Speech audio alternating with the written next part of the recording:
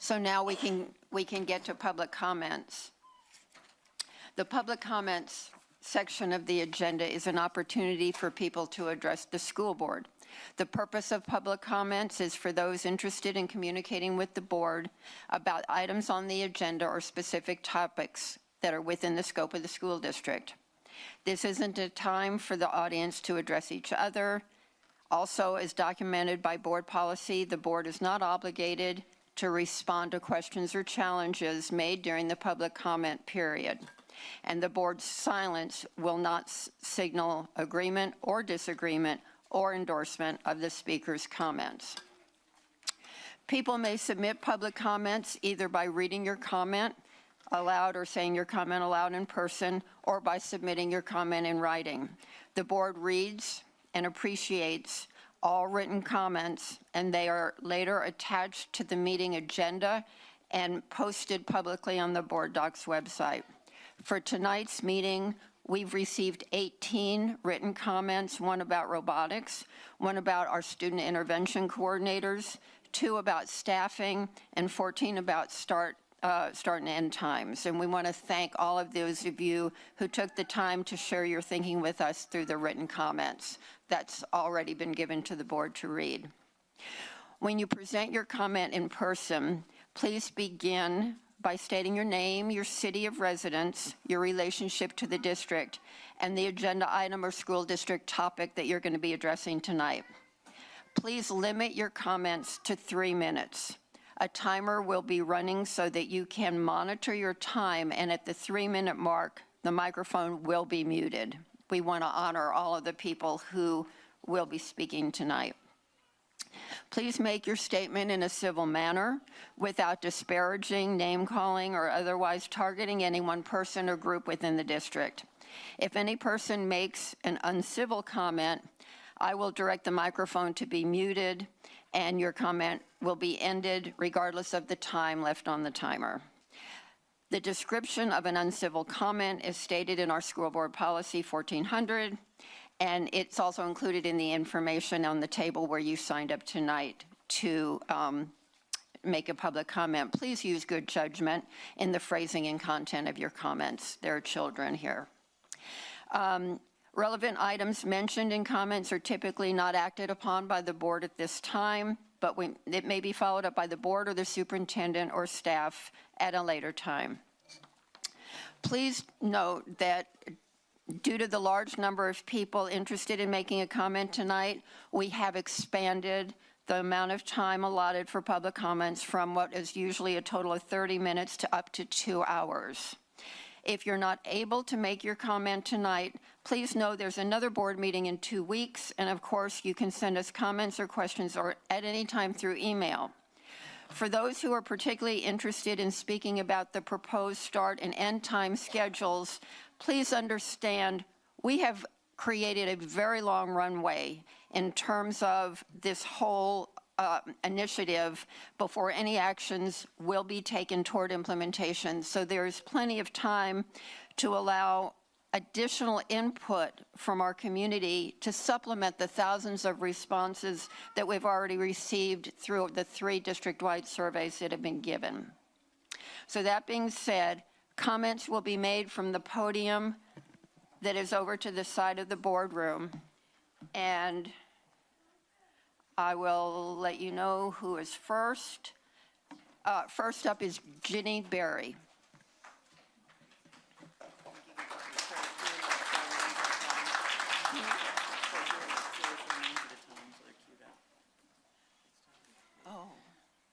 My name is Ginny Berry. I live in Bothell, Washington. I've worked for the district as a certificated teacher in the music program, and then as a certificated substitute and as a student intervention coordinator. Last week, I sent an email to each and every board member asking an important question. When is the district going to follow the law and notify parents of the students who were harmed by the teacher at one of our elementary schools? Here's RCW 28A 320160. After receiving a report of an allegation that a student is a victim or recipient of physical or sexual abuse, sexual misconduct, or assault by a school employee, the school district must immediately notify the parents or legal guardians. Even though several instances of sexual misconduct were reported to the principal and the assistant superintendent, they did not notify the parents, and they still have not done so. Why? What those students suffered is going to affect them for the rest of their lives. They need help, and their parents don't even know what happened. Instead of hearing back from the board, as I was promised, I heard back from the district's attorney, and the question was not answered. I'd like the parents of students attending the schools to know their children are safe. And if they are not safe, and they are victims of sexual abuse, they will be notified and supported by the district. Instead, the district hid the truth, and the teacher was on paid leave of absence for 2 years at a salary of $8,500 a month. They then negotiated a resignation package in January of this year, 6 months salary and 6 months medical insurance. So far, this person has cost the district $470,000. And that does not include the lawsuit settlements that are coming up. The district has a responsibility to report that misconduct to the parents. It is not optional, it is the law. So again, when is the district going to notify parents that students were harmed and be honest and open about harboring a sexual predator? Do not think because your student did not go to a specific school, they are not affected. This happens in all schools, unfortunately, to some degree. As a teacher, a mother of 2 daughters, and a human being, I care deeply about students and their well-being. I've taught for 44 years. The district chose not to obey the law, and they should be held accountable.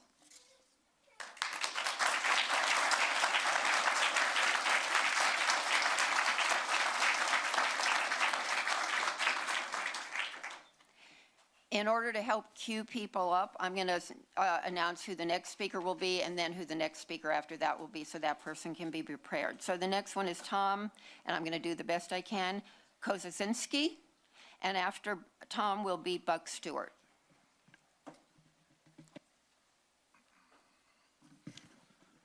Good evening. My name is Tom Kozaczynski. I live in Edmonds, and I am the parent of 2 students at Westgate Elementary. I'm here to talk about one thing today, and that is the 7:20 a.m. start time that's been proposed.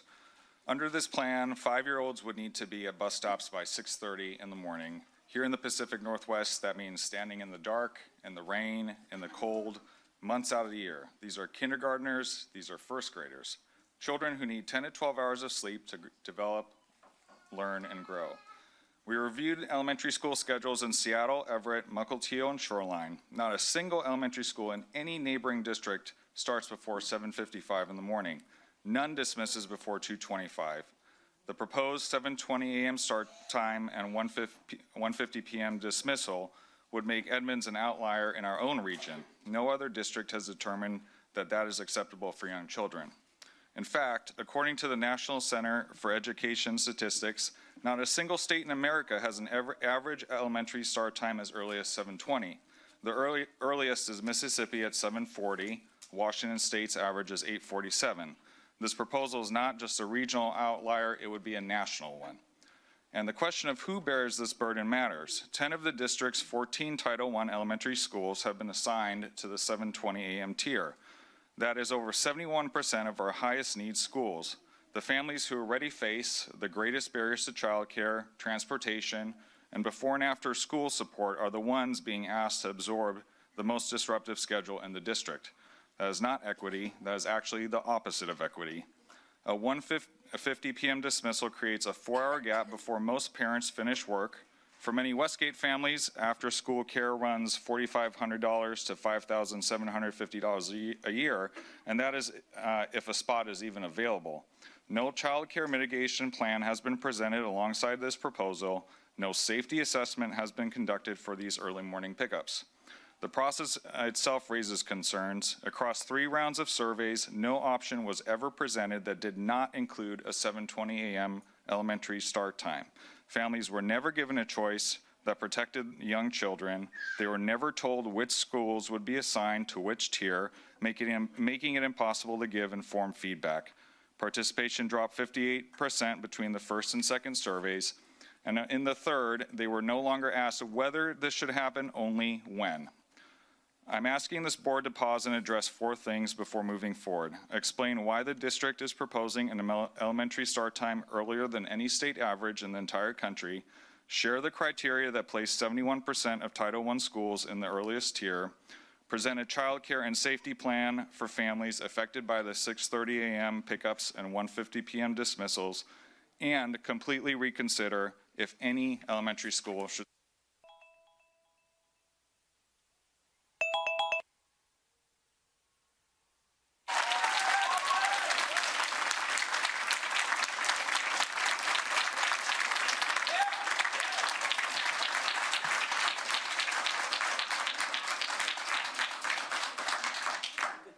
After Buck Stewart will be Wendy Masterson. My name is Buck Stewart. I'm a resident of Edmonds, and I worked for the school district. I'm merely doing this to work through my experience, stress, trauma related to also to Meadowdale. I worked at Meadowdale, and during that time, I found out that the principal doesn't have to contact parents if their child is witnessed or suspect of abuse. I think parents should know that, because I think we have rose-colored glasses when it comes to the school. The teacher was accused of sexual misconduct by fellow staff members. I reported my concerns to the principal and also made several calls to CPS. When reading the pulled police report that I found a link on YouTube, I learned that I'm not the only one to address the situation. I counted 11 other staff members who reported their concerns to Linwood PD. A few examples of my personal experience are as follows. When entering the classroom, I found the lights off and a female student alone with the teacher. Another time, also to say something that seemed to go unnoticed. Please be very careful in your description here. Very careful. Other things to notice are the way things are arranged in a classroom. The books, the cubbies and the bookshelves, everything was lots of different nooks for students to sit in, and it was hard to know if anyone was in the room when the lights are out. The teacher also, not only did he keep the lights out, but the door closed, and he covered all the windows, which, yes, we did complain about, and we were just told it'll be fixed, and it wasn't. Never. The teacher told me I was not to use the learning support room with my learning support students that I was assigned to. He discouraged other parents from using the learning support room with their students as well. I was told to go fetch all the various students and just find a place on campus to work with them.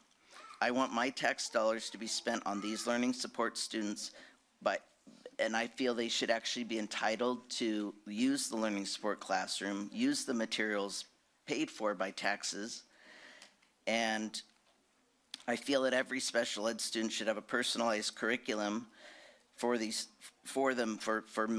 me or anybody coming into the classroom to know what to expect and what's appropriate, what do they need in terms of learning, and that's not what I experienced.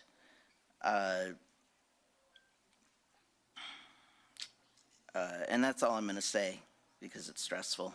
Thank you. Yeah.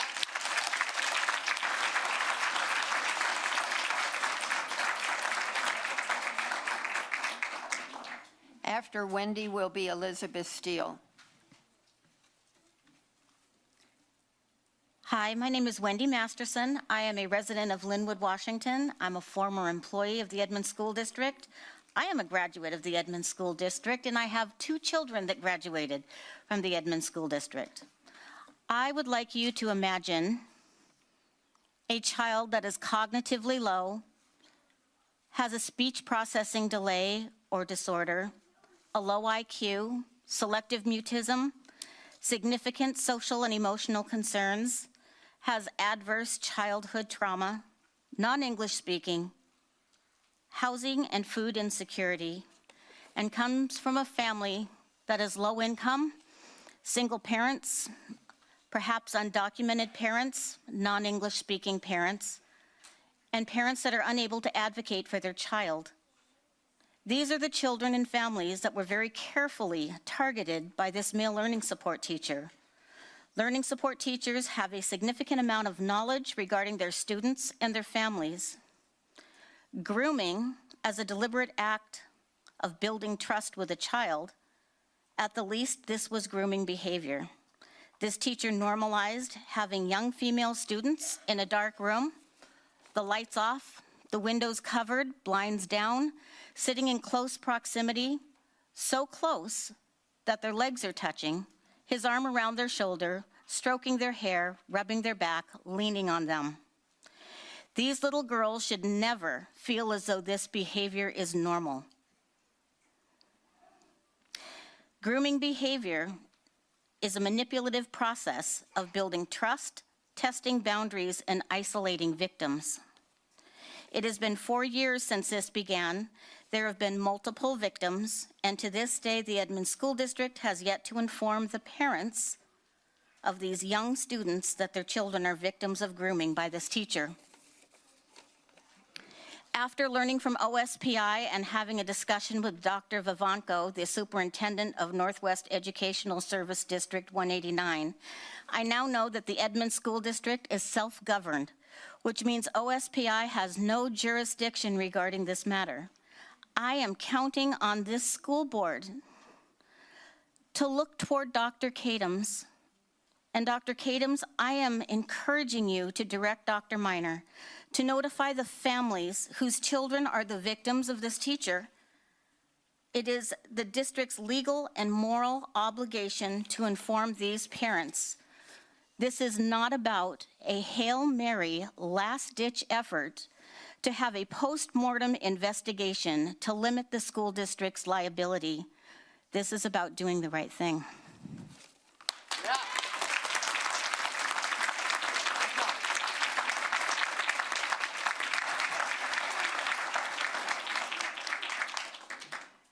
After Elizabeth Steele is Ashley Price.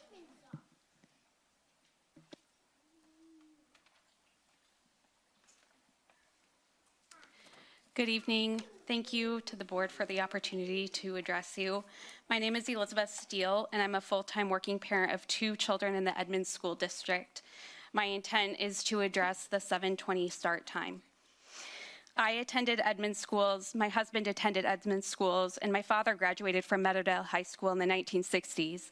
This community means a great deal to my family, and beyond the concern that I have for my own children, I want it to be a place that supports all children and families for generations to come. I want to start by saying that I support later start times for older students, but I do not believe that we should solve one problem by creating another for our youngest and most vulnerable students. I would like everyone here to think specifically about our youngest learners.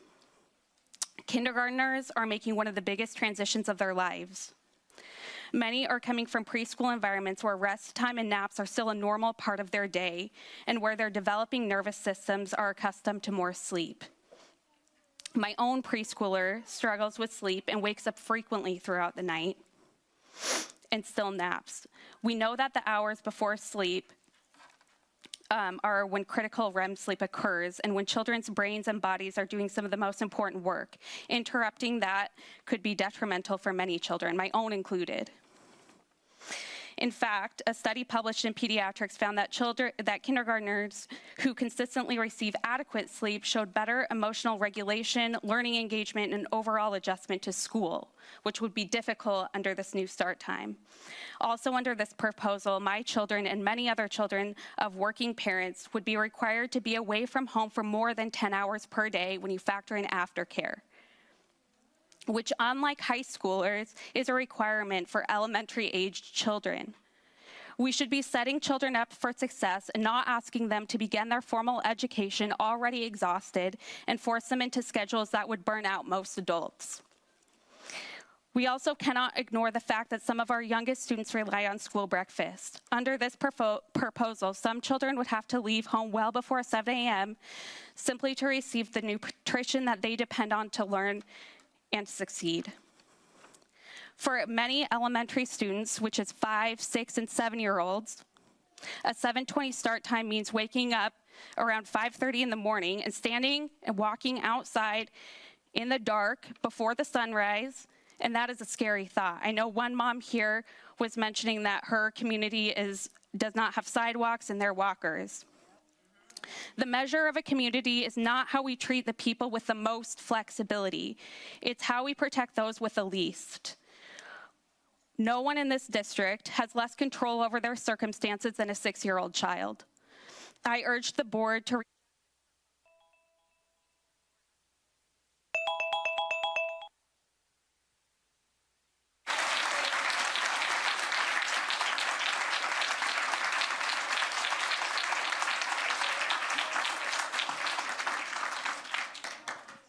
After Ashley will be Andy Gordon. Hi, my name's Ashley Price. I live in Mount Lake Terrace. I'm a mom of a second grader at Cedar Way Elementary. I just have a couple bullet points I want to bring up. I also want to say I also graduated from Edmonds School District. My husband, my mom, my aunt, lots of other family members. So Edmonds is very special to our family, and we'd like to stay in Edmonds. So young children walking, riding, waiting at the bus stop alone in the dark most of the year, and it's very unsafe. The mornings will be dark, wet, and cold. A lot of neighborhoods do not have streetlights or sidewalks. Studies show elementary kids need more sleep than teens, and depriving them of that is affecting their development. Kids aged 6 to 12 need 9 to 12 hours of sleep, and kids aged 13 to 18 need 8 to 10 hours of sleep. Therefore, my 8-year-old would need to go to sleep by approximately 7 p.m. to wake up for school by 6:30 a.m. Other kids could possibly be much earlier than this. This will also create an added burden of childcare costs on top of the rising cost of living. Full aftercare programs, a childcare crisis. Some families cannot afford extra care, so more children could potentially be left at home alone so parents can keep their jobs. No child between the ages of, in my opinion, 5 and 18 should have to start school before 8 a.m. No other surrounding schools start earlier than 7:50. This is just swapping the burden, not solving. Fixing one problem for high schoolers to create 10 or more other problems for the elementary community is wrong. That's all I have to say.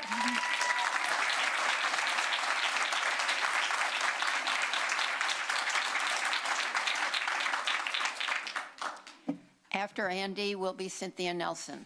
Hello. Hello, my name is Andy. I live in Mount Lake Terrace, and I have 2 kiddos at Terrace Park Elementary. Thank you for this time and the work you do for all of our children. Like a lot of folks here tonight, I'm here to voice my strong opposition to any 7:20 start time, including the proposed Tier 1 elementary schools. From an equity standpoint, the district's plan charges our neediest youth and their families with an estimated $5,000 annual child care costs per child. When you look at the actual data for the schools, 10 out of 12 are Title I. We're asking families at Cedar Valley, where nearly 73% of students are low income, and College Place, where 67% are low income, to absorb a massive financial and logistical shock. Meanwhile, our affluent neighborhoods and parent cooperatives in Tier 4 are being granted a highly manageable 9:25 start time. This severe burden on working class families feels completely unexplored by the committee. It is clear that the committee operated under a flawed mandate with the wrong goal, to move just the high school start times back while binding themselves to our existing strained transportation footprint. No research or due diligence was done into expanding our bus transportation fleet or seeking any alternative funding for it. Furthermore, while these changes are guided by research into adolescence, there's very little research into the developmental and biological effects that these times have on elementary schoolers. Young children have critical sleep needs and developmental needs, and by turning a blind eye to the outcome of this change, we're making our young learners guinea pigs, which I don't really agree with. In summary, we can't fix one part of our system by breaking another. The district needs to go back to the drawing board, reject this idea, and identify a better change which protects the well-being of all Edmonds students. Thank you.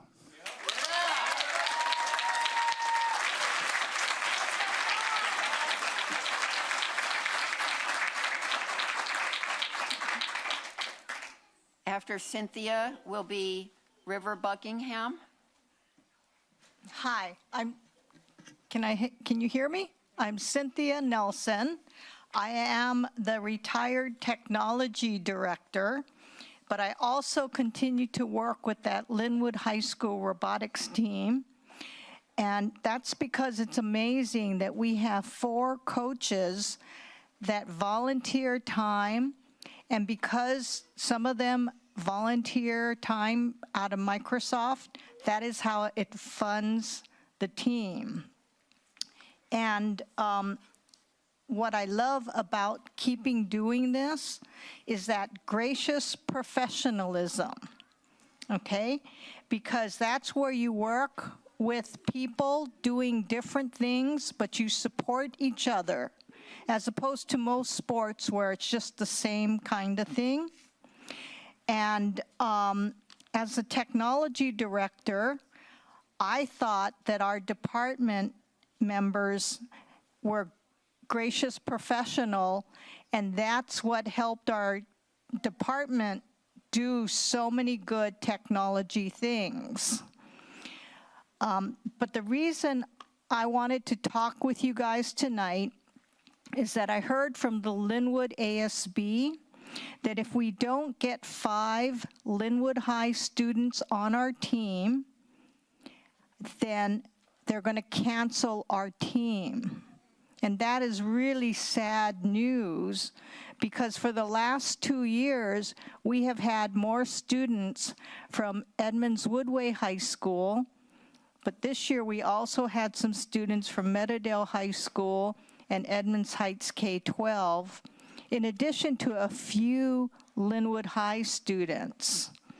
And if they make it go away, then I think our team is going to go away, because the other high schools do not have the space to design and build and practice the robot.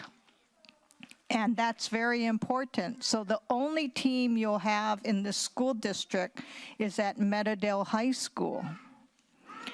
So you'd only have one team for the entire school district, and all those students from other high schools probably couldn't join them.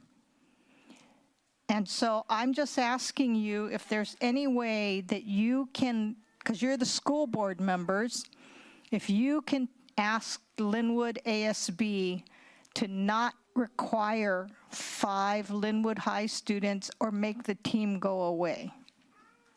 Okay, that's all I'm asking about. Thank you very much for listening to me. I really appreciate you school board members, because you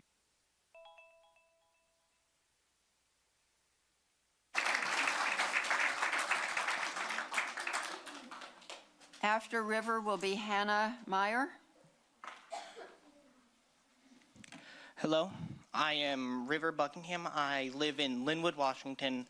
I am currently a senior at Mount Lake Terrace High School, going to be graduating this weekend. I am here to talk about how a teacher at my high school has repeatedly broken district policy and has resulted in multiple students having to go to the hospital. My personal experience with him was my freshman year. My Chromebook was slammed on my hands as he yelled at me for doing his schoolwork in his class in the time he allowed, because he wanted to start talking about an extra credit option that I couldn't even apply for because I didn't have every assignment turned in. It may not have left bruising, but it still left my fingers stinging for the rest of the period. As a freshman, I did not come out against it because I was scared of retaliation. Now I'm coming out for the students who, just like me, are afraid of either their parents' backlash for coming and talking to the school board, or school and school board backlash for coming out against a teacher. How I learned that my exact problem wasn't only me was when I heard from friends where he would not let them talk to police when they were trying to help their friend who was attempting suicide. When they finally got out of the classroom, they went to the main central entrance instead of the counselor so they could talk to 911. They were planning to go to the counselors after to inform them, but this teacher then yelled at them, forcing them to put 911 on hold to then go to the counseling office as they were in tears. Luckily, that student did survive, and from what I have heard, they have made a full recovery. He has done many more things than this, like telling his female student to come after class because he has a special surprise for her after winning a challenge in his class. And multiple times he has not allowed Muslim students to pray during class. And I have heard 6 different accounts of 504 violations. 4 of them are for 504 violations, well, for 504 policies that allow them to have headphones or earbuds in their ears during class because of sensory issues. One of my friends, Jackson Walter, has come out against this all at the school and was threatened with a hate speech lawsuit against him. And many people have been pulled during class about this. Wanted to close with a quote that I thought of, even though my experience may not be the worst, I'm speaking up for the students who cannot or are afraid to. Many times the people with the not worst experience have to speak up for the people with the worst experience.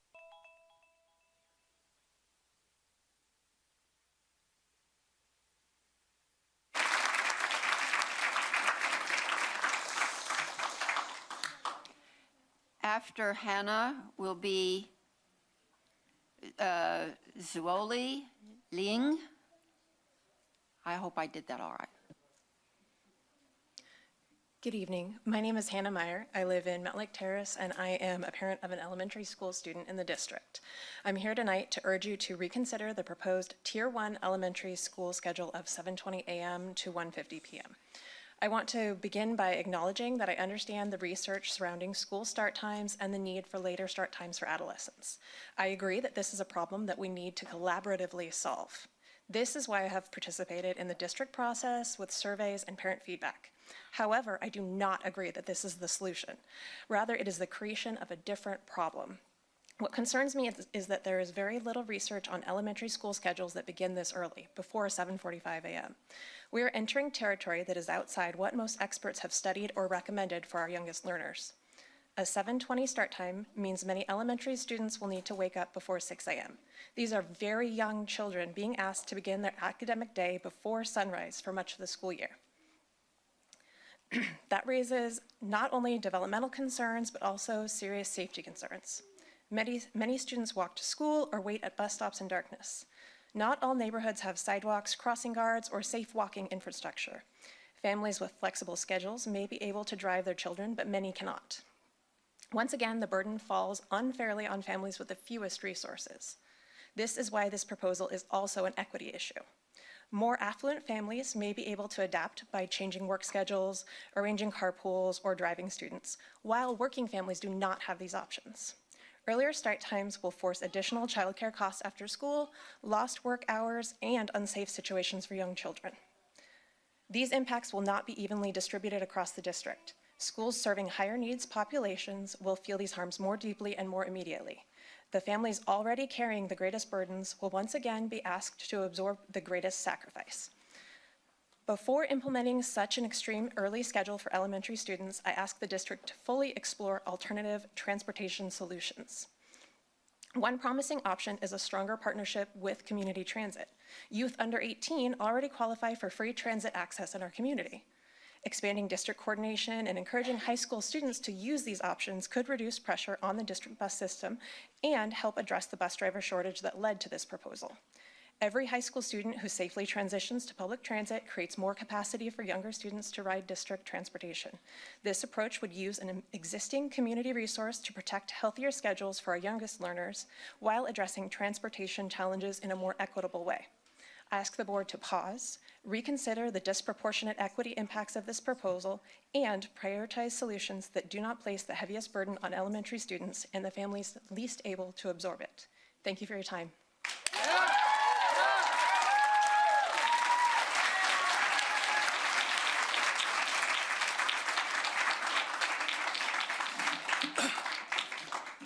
After Zwoli will be Tobias Liu. Hello.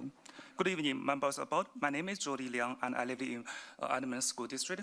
My daughter is a second grader at Terrace Park Elementary. I'm here to talk about the new start time coming in the 2027 to 28 school year. Here's what the change looks like in my house. Today, my daughter's bus pick her up at 8:03, and the school starts at 8:45. Under the new plan, Terrace Park starts at 7:20. Work backwards from here. The bus will likely come around 6:40, which means waking a 7-year-old shortly after 6 in the morning. In a Pacific Northwest December, the sun doesn't rise until almost 8. She would wake up in the dark, eat breakfast in the dark, and stand at the bus stop in the dark. In the rain, she is only second grade. On a transportation spreadsheet, works beautifully. The bus route efficiently, the tails line up. An adult could love this schedule, a child cannot. Let me be clear about what I am not asking. I'm not asking you to abandon later start times for high schoolers. The science on adolescent sleep is real, and I support that goal, but I'm asking you to be honest about the cost. The district's own Spring 2025 survey already shows more than 3,100 responses from the community broadly oppose a 7:20 elementary start time. And this is a new petition I received in the past 2 weeks. Already over 1,600 vote against this proposal. So the community has already answered this question.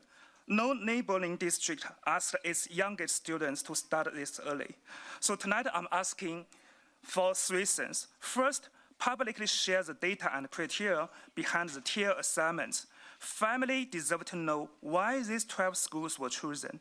Second, before 2027, genuinely explore alternatives to a 7:20 elementary start, including addressing the bus and driver shortage directly, rather than passing it down to our smallest riders. Third, if any earlier start does move forward, commit to a real funded plan for the child care burdens it creates. Our children cannot stand at this podium, they cannot vote, and they cannot email the board. They just get up when we wake them up. Please don't ask them to wake in the dark so a schedule works on paper. Give us a schedule a child could love. Thanks.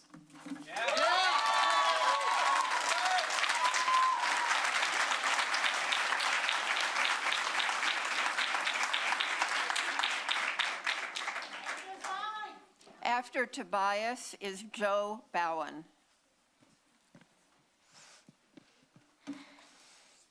Hello, my name is Tobias and I am 11 years old. I live in Linwood, Washington, and I am a student in the Edmonds School District. Thank you for giving me the opportunity to speak tonight. I am here because I am concerned about the proposal to move elementary school start times to 7:20 a.m. As students, we are constantly taught that sleep is important. Teachers, doctors, and parents tell us that getting enough sleep helps us learn better, stay healthy, and manage stress, and perform our best. We hear this message all the time. This is why I find it a bit confusing that we are considering a schedule that would make it harder for many children like me to get the sleep that they need. A school start time of 7:20 does not just mean arriving at school at 7:20. Many students will need to wake up before 6 o'clock a.m. Many students who ride the bus might need to wake up even earlier. For elementary school students, that is a very, very early start to the day. When students are tired and yawning all the time, learning becomes harder. It is more difficult to focus during lessons, participating in class discussions, remembering information, and solving problems. We often talk about improving academic achievement, but I do not believe that beginning the school day, when many students are still exhausted and tired and lazing around the classroom, will help us learn more effectively. The people that will be affected are elementary students. Elementary is the prime time for learning. It not only sets the base for your entire academic journey, but for your whole life. Not studying well in elementary is like having a wobbly foundation on a high rise. And moving the start time to 7:20 will only block our ability to learn. This issue is not only about academics, it is also about health and well-being. Elementary school students are still growing. Sleep is important for our physical development, emotional health, and ability to handle challenges. A schedule that regularly reduces student sleep may create problems that cannot be measured by test scores alone. The people making this decision are grown-ups, but the people most affected by it will be students like me. That is why I ask you to reconsider how this change would feel from a child's perspective. If the goal of education is to help students succeed, then we should create conditions that help young children arrive at school rested, healthy, alert, and ready to learn. I respectfully ask you to reconsider your decision. Thank you for listening to my voice and to the voices of other students across the district.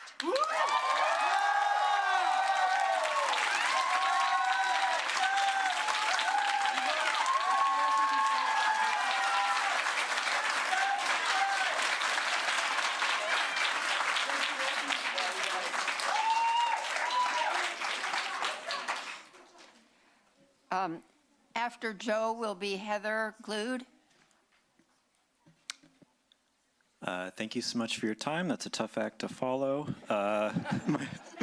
My name is Joe Bowen. I'm from Mount Lake Terrace. I'm a father of an amazing 7-year-old at Mount Lake Terrace Elementary, and I'm here to speak about the 7:20 a.m. start time for elementary schools. I want to be conscious of time. I'll probably be the quickest one tonight. Other parents have already spoken so thoughtfully and eloquently, and I just want to tell a brief story.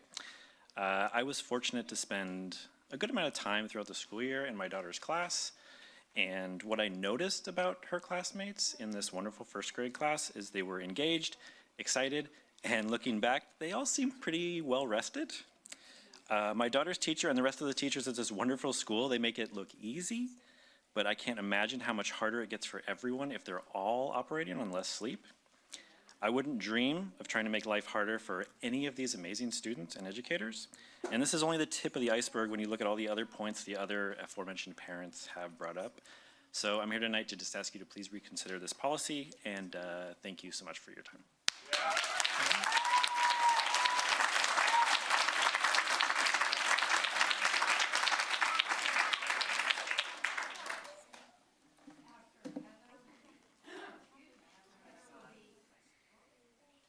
I can scream. After Heather will be Yitu Chen. Good evening. My name is Heather Glued. I live in Linwood and have 2 children at Terrace Park Elementary. I'm speaking tonight regarding the proposed changes to the school start times.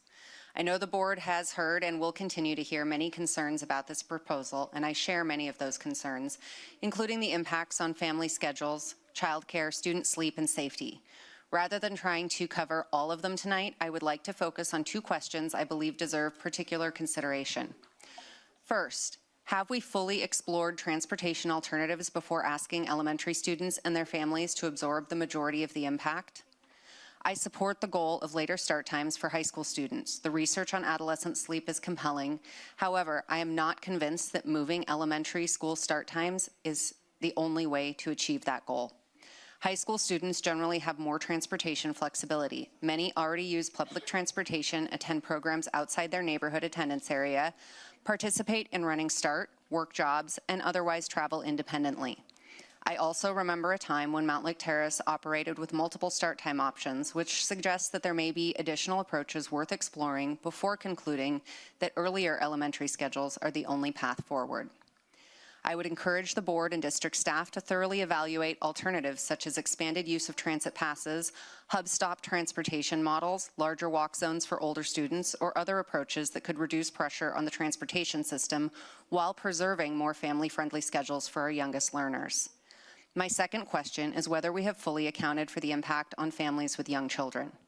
Elementary students are not simply smaller versions of high school students. They require more sleep overall, more adult support, and more supervision before and after school. Earlier start times affect not only the child, but the entire household. When I attended Linwood High School with a start time at 7:20, I got up at about 6:15, managed my own morning routine, and my parents did not have to be involved. Under the proposed elementary schedule, some young students would be catching buses as early as 6:30 and waking much earlier while requiring active supervision and support throughout the morning. Many parents cannot simply shift a typical work schedule to match an elementary school day that begins earlier and ends in the early afternoon. Younger children generally cannot stay home alone, creating additional childcare needs and expenses for families. In many households, older siblings or neighbors have historically helped bridge some of these after-school gaps, but that option is no longer available when secondary schools dismiss later than elementary schools. During the winter months, many elementary students would also be walking to school or bus stops and waiting for transportation before sunrise, increasing risk to them. I recognize that any schedule change involves trade-offs and that there is no solution that will satisfy everyone. My hope is simply that before making a decision, the district carefully examines whether alternatives exist that would allow us to support later high school start times without placing so much of the burden on our youngest students and their families. Thank you. Yeah.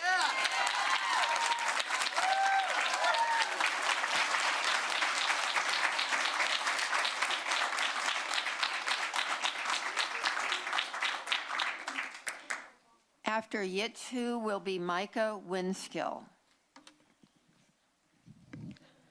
Good evening, President Kadams, members of the board, Dr. Miner. My name is Yizhou Chen. I'm a parent in Mount Lake Terrace, and I started a petition, why should first graders wake up earlier so seniors can sleep in? This is a genuine question that many of us have.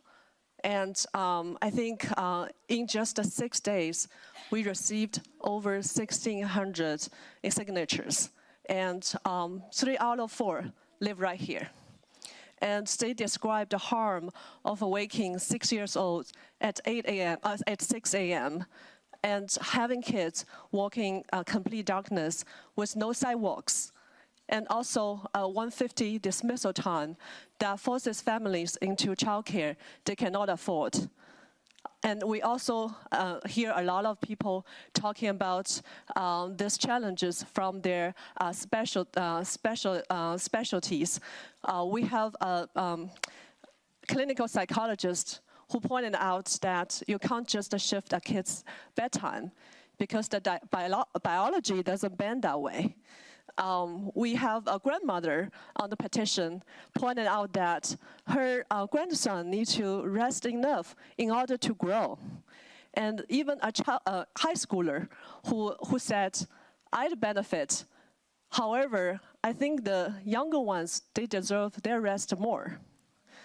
So we also did an offline survey at multiple affected schools.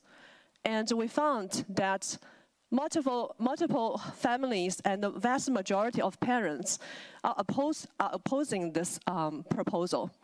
So we looked at how the surveys were conducted by the district before, and we found that we are asked about the question whether we support later high school starts, but never the right question. Do you support a 7:20 start for your elementary kid? We looked hard for evidence that justifies a 7:20 start, and we couldn't find it. The district hasn't shown us. And the studies we found exist tested 8 a.m. instead of 7:20. So let's be honest, 7:20 is a bus routing decision, not anything we know about our children.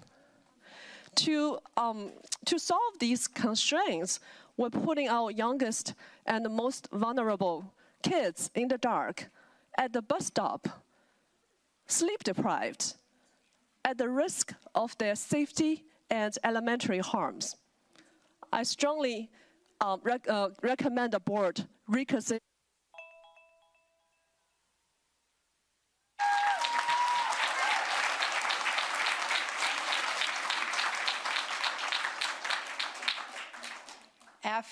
After Micah will be Anna Shepherd Johnson.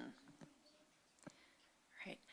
Good evening, Dr. Miner and the Edmonds School Board. Thank you for creating space to listen. My name is Mika Winskill, and I'm a middle school counselor in the district and a mother to a first grader at Westgate, and my son will begin in 27-28 for kindergarten. I was raised by 2 teachers and have been in education myself for 15 years. I consider myself deeply familiar with the social and emotional development of children, preteens, and adolescents, as well as the impact of early education and intervention upon their long-term academic success. My own children and my students are my highest priority and purpose. I recognize how complex the decision around school start times has been. As a district employee, I'm aware of the budget and transportation challenges that place constraints around what options are viable. I believe wholeheartedly that no student should begin school before 8 a.m., and I'm all for giving our middle school and high school students bell schedules that support their brain development. However, when the news came out last week that the decision about start times for the 27-28 school year had been made, I was immediately distraught. I support my fellow parents speaking up tonight and agree with their points. Given such a small moment at the microphone, I want to urge you to reconsider for reasons that I have lived personally and professionally. To begin with, most elementary students do not naturally wake up before 7 a.m., and when they do, they often move slow and require a significant amount of adult support to get them out the door. Help with clothing, socks that feel funny, the right outfit to wear, teeth brushing, backpack packing, reminders to wear the right outerwear, and hopefully some sort of breakfast if their family can provide that at home. Rushing in the morning, especially when being woken up before their little bodies are ready, often leads to tears, protest, and general dysregulation. Adding to this morning chaos and rushing our kids out the door to school compounds their exhaustion and emotional burden that our youngest learners already experience adjusting to long and demanding school days. Our kids need as much positivity and stability as they can get. Dysregulated kids under the age of 10 are far harder to support and provide intervention for than tired teens. When they're tired, they lack the coping skills to engage with learning, leading to crying, shutting down, and physically acting out. It will, with certainty, impact their teachers and aftercare providers. So many of the students I work with who struggle as middle schoolers did not have a positive experience in elementary school. I'm concerned that having kids leaving the house before 7 a.m. and returning after 4 or 5 p.m. will add to feelings of toil around their school days, leaving working parents with no choice but utilizing aftercare. Expensive aftercare. Based on my professional experience, I believe that our teenage learners need better boundaries around sleep and technology use. I don't believe that a mere 45 minutes is going to make a significant impact as parents creating healthier boundaries for their adolescent children. Let's help.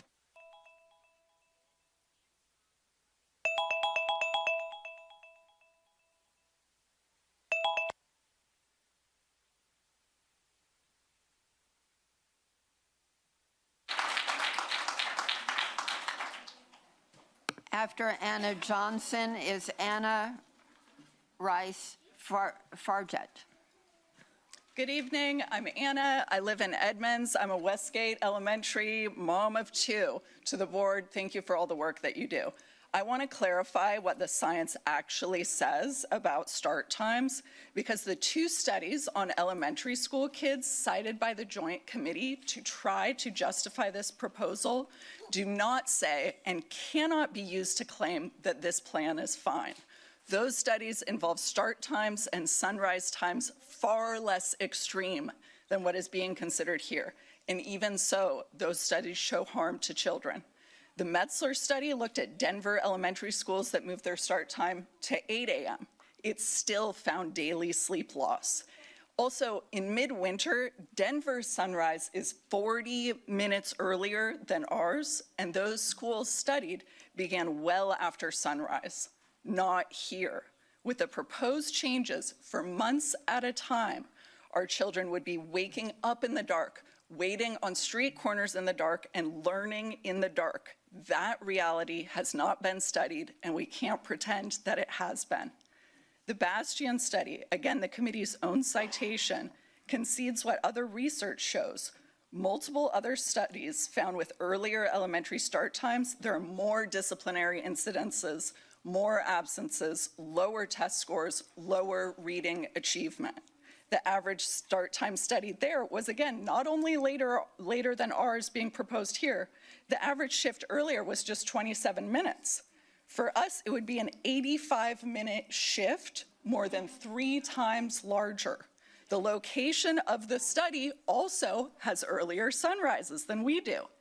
And even under those far more moderate conditions, the study found, quote, 5th grade students with early start times average 45 minutes less sleep per school night than peers with late start times. Nearly 4 hours of sleep lost each week. That is harmful. Now, that was just a brief rebuttal to the committee's own selected studies using only data from those same studies. I could spend a lot of time on the broader sleep literature supporting our position, but due to time, I'll mention just one study published in the Lancet where images were taken of the brains of over 8,000 elementary school children and found that those sleeping less than 9 hours had measurably smaller gray matter in regions responsible for memory, attention, and impulse control. And those differences persisted 2 years later. This board is not just making a short-term scheduling decision, it is making a long-term brain development health decision. We test water for lead in all schools, not some schools at the expense of others. There are solutions like more buses, more efficient.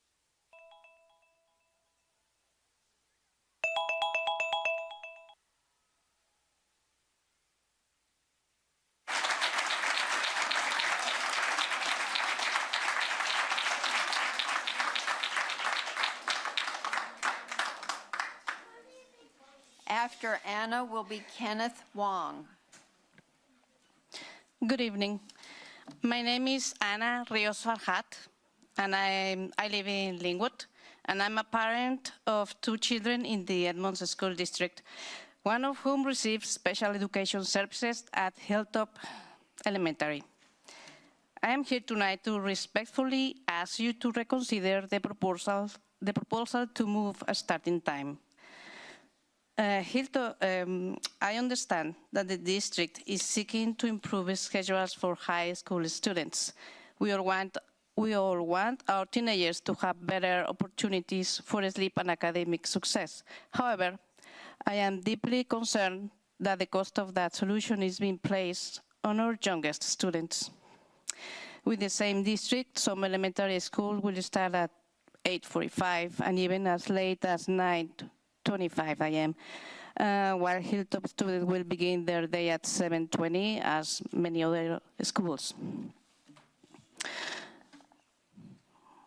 I would also like to speak about our special education students and staff. Many children on the autism spectrum, as well as students with other disabilities, face challenges that are not always visible.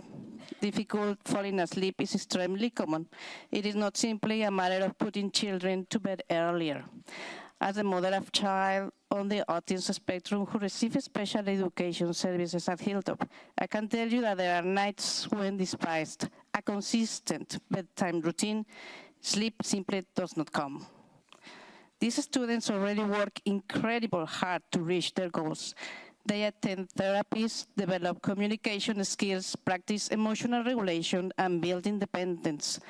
Every step forward requires tremendous effort and dedication.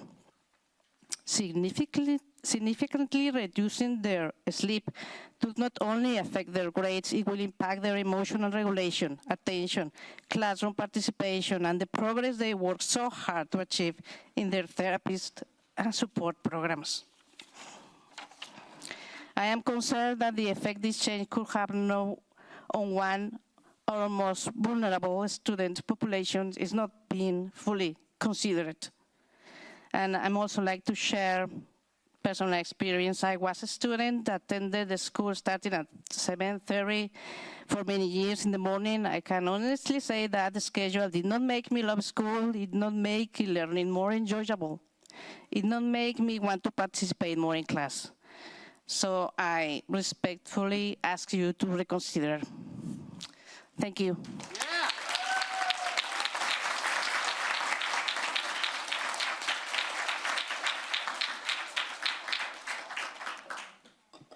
After Kenneth is Anna Alcazar.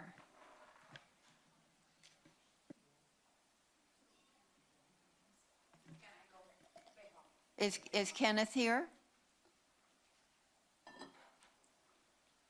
Let's go ahead. Anna Alcazar. And after Anna will be Steve Keeler.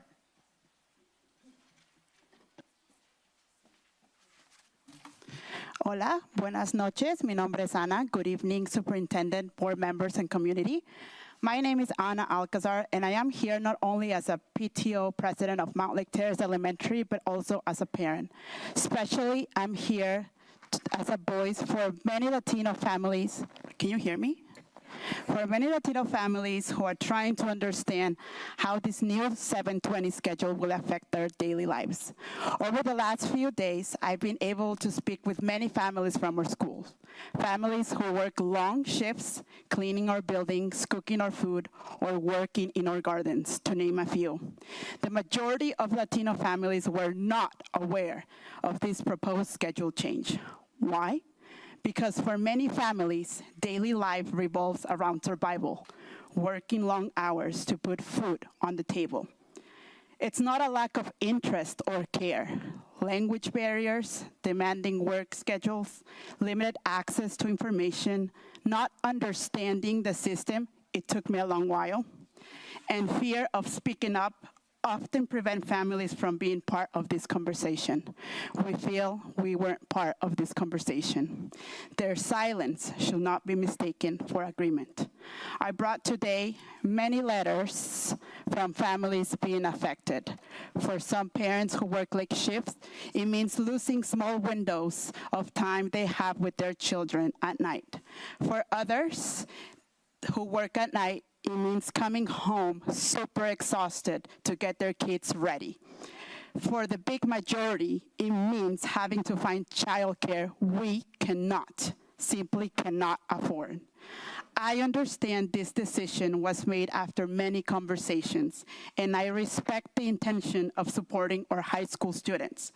But equity is not about solving one problem. Equity means making sure that the solution does not create a new problem for families who already, like my family, carry many.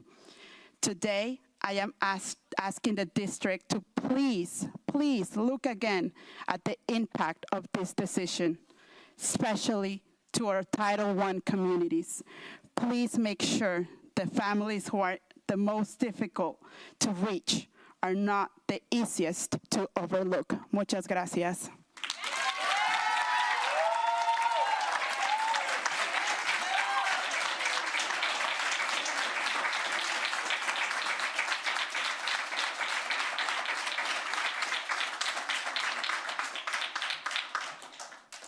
After Steve Keeler is Emily DePema. Go ahead, Steve.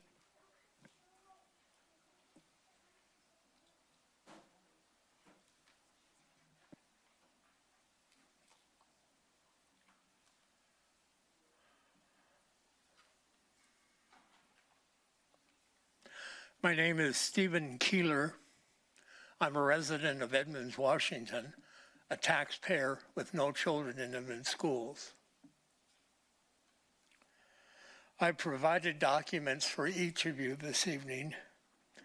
They are in part my budget to print constrained the content. You can go online and read the full article. You can also study other articles online on this topic. Most important to me tonight is to leave you with the question. I understand that you don't respond, and I can appreciate why. But I leave you with this question. Does the board intend to respond at some point with a report that includes data which justifies the continuation of laptops for all in the classroom? I remain of the following opinion. Classroom laptops are a waste of tax dollars. The technology burdens capable teachers, consumes district support staff, and fails many parents who are technically challenged. Where is any justification otherwise? Thank you.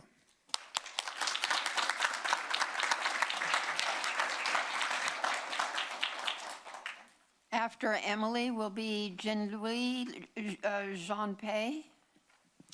Good evening. My name is Emily DePerna, here representing Oak Heights Elementary and the dozens and dozens of parents I've been able to connect with regarding the proposed early school start time. Overwhelmingly, we are deeply concerned about this decision and frankly afraid of what those consequences will be for our children and our lives as parents. Lucky for you, I'm a solutions-oriented person, so I come here today with a list of ideas and solutions to the problem that you have created with this proposal. Number one, reverse this decision and hold to last year's start times and end times for all schools. Newsflash, teenagers have been tired since time immemorial. This is because of puberty, not because of when their school starts. Number two, move all district schools to later start times. Everyone is calling attention to the difficulties that early start times present to both students and parents at all levels, but no one is requesting schools to end any earlier. By adjusting all times to a later time in the day, it offers all students a chance to start the day rested and refreshed, ready for a day of learning, and offers parents increased flexibility in childcare.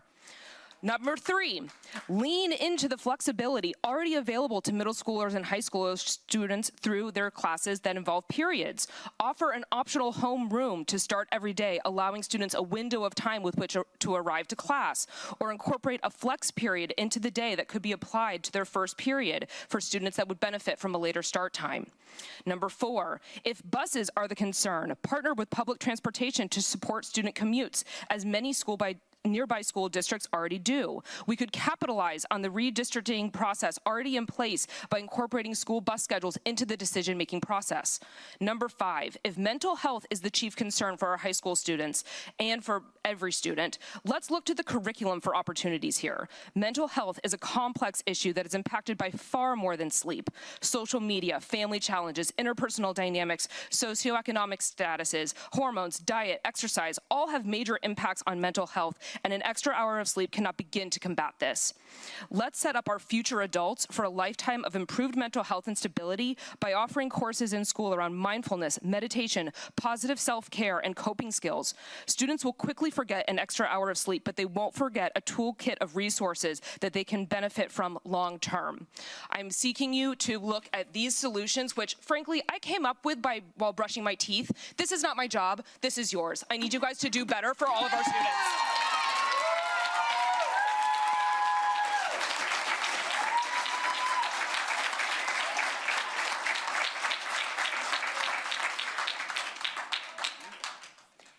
After Jin Luo will be Alekia Gali. Hi. Hi, you know, maybe we could help her so we could see her. Stand up here. That's. Are you okay there like that? Is that okay? Okay. Very powerful.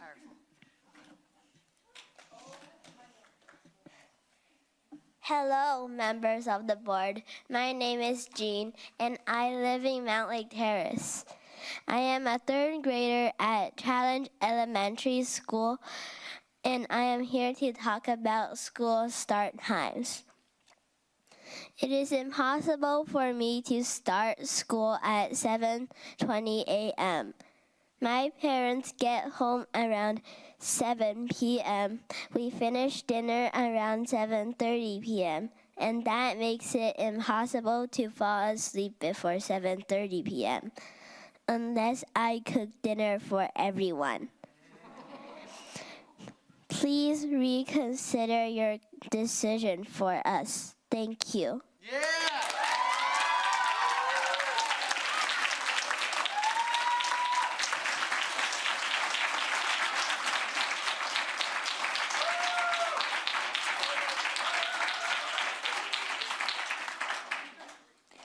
After Alekia will be Tandy Lucas. Hi everyone, I'm Alekia Gale. I'm a resident of Linwood and my child goes to Oak Heights Elementary. We are from a relatively new community where we have at least 8 preschoolers who's going to start school from next year onwards. So on behalf of them, I also represent. I want to talk out of my experience here. Life after COVID has been more difficult, especially parents who have kids after the COVID has hit, experience more illnesses, more respiratory infections. They are prone to more medication. If we start looking at stats, how many times I go to pediatrician in a month is at least 3 times. And I have 2 kids, I'm a regular visitor over there. So kids with medication need more sleep. It's not about 12 hours. Sometimes they purely can't wake up because it's the antibiotics or any other medications that are working. The second thing I want to also bring up is return to offices for many corporates.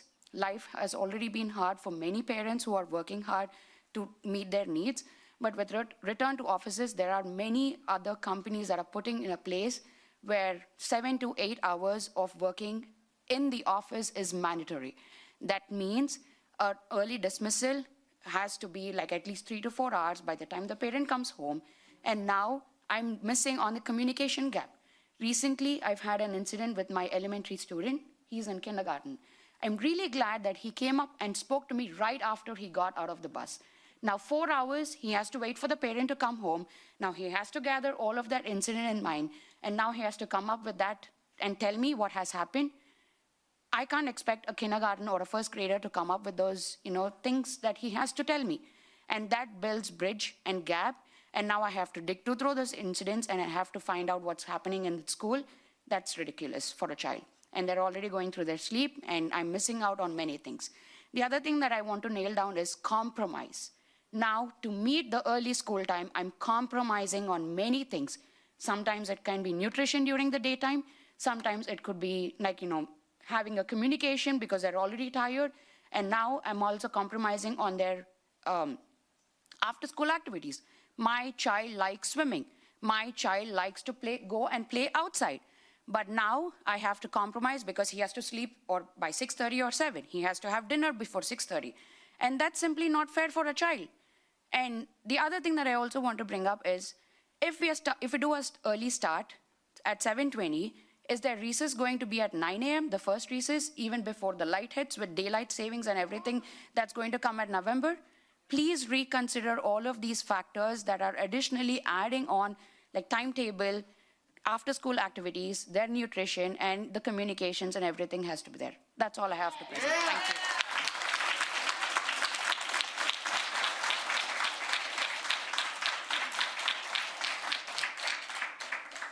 After Tandy will be John McHale.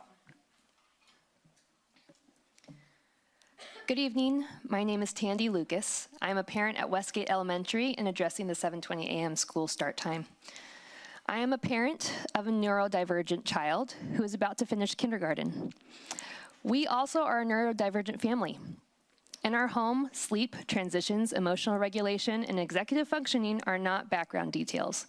They can be the difference between a stable morning and a complete derailment of the day. Even under our current 8:45 start time, mornings and evenings are already difficult. My daughter is still learning how to regulate her body and emotions when demands shift quickly. We are still learning how to support her through these transitions while also managing our own neurodivergent capacity as parents. Can you guys hear me? Okay. I also work several nights a week, and I have a toddler as well. So bedtime routines and sleep interruptions for our family are unpredictable, to say the least. For many neurodivergent children, sleep is not something that can simply be moved earlier by willpower or routine. Their circadian rhythms, sensory processing, and regulation systems do not always respond predictively to schedule changes. A much earlier wake time does not just mean earlier mornings. It often means reduced sleep, reduced regulation capacity, and a higher likelihood of emotional and behavior dysregulation throughout the entire school day. and at home, mind you. What the school may see as tardiness, missed items, or morning struggles are often the visible outcomes of a child whose nervous system is already overloaded before they arrive at school, and a family who's just trying their best to keep up. A 7:20 start means wake-ups closer to 6 a.m. for many families. For neurodivergent children who already struggle with transitions, that compression of time removes the buffer they rely on to become regulated, organized, and ready to learn. It turns the most fragile part of their day into a race against the clock. And when those systems break down, it's not just inconvenient. It directly affects their ability to access learning, participate socially, and feel safe in the school environment. And for Westgate families, the 7:20 start time concern is magnified by the upcoming school rebuild that's supposed to happen in the next few years, which will require even earlier departures and longer commutes during the dark winter mornings to a temporary location. I also want to name something that families like mine experience quietly. When mornings fall apart, when forms are missed, when lunches are forgotten, and when we arrive late, it's not because we do not care. It's because the margin of error in neurodivergent households is already very small, and earlier start times shrink it further. We actually transferred to Westgate in part because the current schedule gave our daughter a better chance to succeed. A shift to 7:20 removes that support and places more pressure on already fragile routines. I understand that the district is trying to solve complex scheduling and transportation challenges and support high school students as well. I am asking the board to reconsider the 7:20 elementary start time and to ensure that no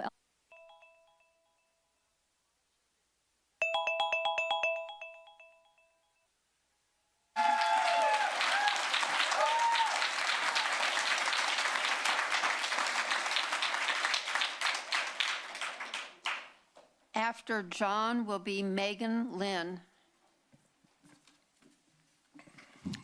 Good evening. My name is John McHale, and I am a parent at Hilltop Elementary in Linwood. I am here to state my firm opposition to the 7:20 a.m. elementary start time. I am in complete agreement with the other parents and children who have spoken. I am so grateful the community is raising their voice. The American Academy of Pediatrics leading sleep experts recommend 9 to 12 hours of sleep for children ages 6 to 12. A 7:20 a.m. start time can mean waking children at 6 a.m. or earlier, pre-dawn, making that healthy amount of sleep virtually impossible for most families. My wife and I both work until 5 p.m. or often later. A 1:50 p.m. dismissal is more than an inconvenience. It leaves a huge gap that working families across this district cannot afford to fill. This burden comes on top of rising costs, job market insecurity, and other unprecedented challenges that ordinary people are facing in these troubled and troubling times. No comparable district in our region starts elementary school that early. It's a national outlier. If none of our neighbors have concluded that 7:20 a.m. is appropriate for young children, we should ask ourselves, why Edmonds? Why are you going there? The community has already answered this question with more than 1,650 signatures. We are telling you clearly that this is wrong. I support later start times for high school students, but I will not accept that this is the only path forward that requires first graders to wake up before dawn. The board can do better. Please reconsider. Thank you.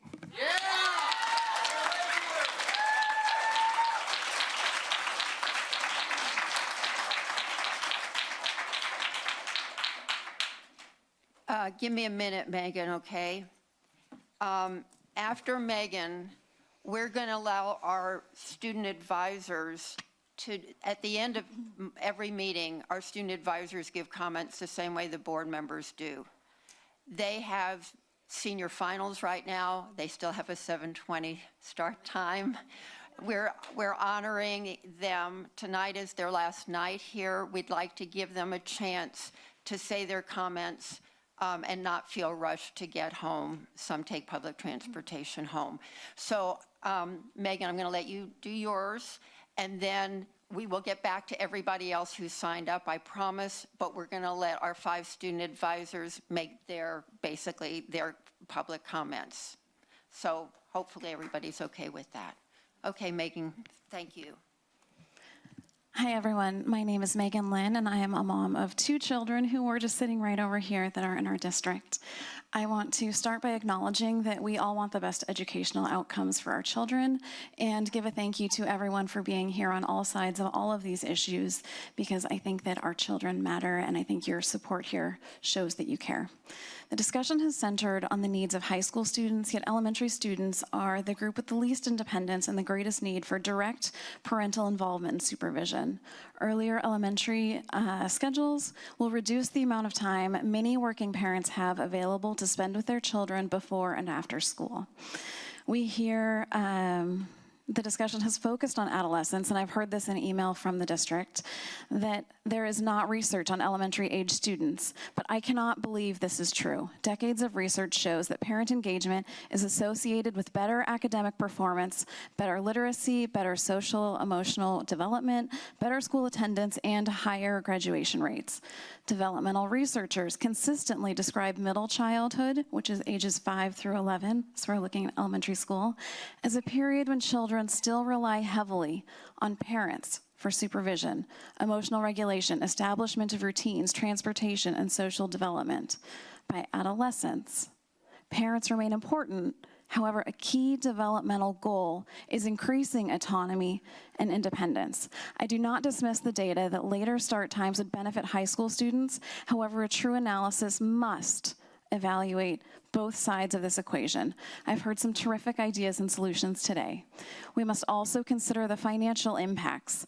This has been well discussed by others. However, we are in a nationwide childcare crisis, and this would compound those impacts. Our state is feeling this more heavily than many others. Lower income families will feel this impact disproportionately. This must be considered.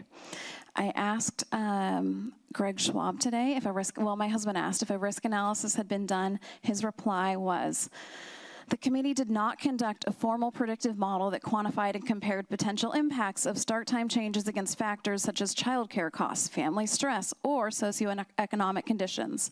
Rather, instead, the work relied on transportation modeling, community feedback, operational considerations, and the existing body of research on adolescent sleep and school schedules, which I will state he also shared that he did not feel there was sufficient research on elementary school.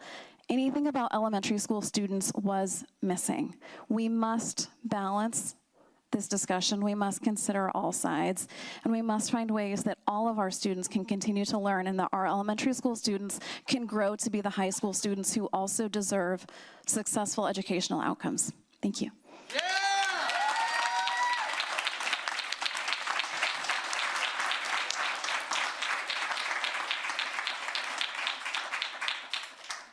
Okay, so as I said, we're now going to give time to our 5 wonderful student advisors who have served on the board all year long.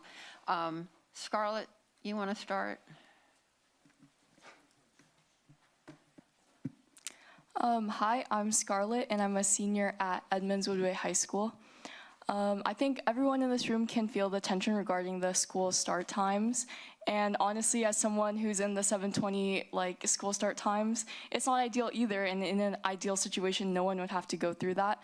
To offer a high school perspective, many high schoolers, including people in classes such as IB Theory of Knowledge or Jazz Band, have a 0 period, and that starts before the 7:20 time. So I personally had a 0 period, and I had to start at 6:20. So that's even earlier, and I ended school at 4 o'clock on some days, plus all the after-school activities such as this. And all the homework. I was averaging 4 to 5 hours of sleep a night, and that's not even just me, that's many of my classmates as well. I kind of got rid of my social life just to study, so I'm not going to parties, I'm just trying to keep up in my academics, and that's the unfortunate cost. At the same time, the other perspective is because high school students have after-school activities, it's also beneficial to have them end a little earlier, which comes at the sacrifice of starting earlier. So although we don't have a solution to this right now, I think the discourse, the conversations need to continue. I think this is what community is about, and it's really important that we keep talking about this to create, hopefully, a better change that works for the majority of people. And I would also like to thank the board for the opportunity to serve these past 2 years. I'm kind of in disbelief that I have arrived at my last public comment. It's been an absolute honor to represent Edmonds Woodway and speak on behalf of student voice at a district level. And I'm so thankful to have worked with a group of people who value student excellence and student well-being and education as much as you guys do. So thank you so much. And my future plans include attending the University of Washington for political science. Thank you.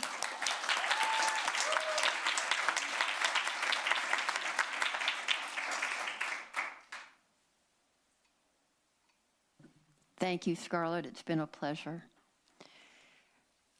Ismail, you want to go next? Hi, my name is Ismail Baberry. I'm a junior at Linwood High School. And I wanted to start by just going over what the main point of public comments were today, which is start times. I agree 100% that elementary school students need their sleep and that 7:20 can definitely be a challenging starting time period. However, I also noticed that some of the public comments were speaking about how teenagers are always tired, or that the 7:20 start time for high schoolers is completely okay and has no negatives to it. And for that, I want to respond in two ways. First, with the scientific answer, which is that we need about 8 to 10 hours of sleep, and we need a significant amount of rapid eye movement sleep, or REM sleep, in order for our brains to finish developing. Most of the sleep happens in the last two-ish hours of sleep. Now, at the current schedule that we're at, I barely get in about 8 hours of sleep. If I want to consistently attend meetings such as this meeting, or the city council meetings to get involved in my city or other things, I could be here, say, until 10 p.m., and this is not including the fact that I get here with public transport, which takes an hour to get here and to leave. I have homework to do, I have a meal to cook, I work a job to support the family, and other things. Does that really seem like a fair deal to say that teenagers are always going to be tired? It's not. And I think that we need to find a middle ground solution for both of them. Back to this being my last public comment of the year, I do want to thank the board for having me here, and I appreciate all of the kindness that I have been given, and I appreciate the opportunity to speak and share my voice. And with that, I will see you all next year.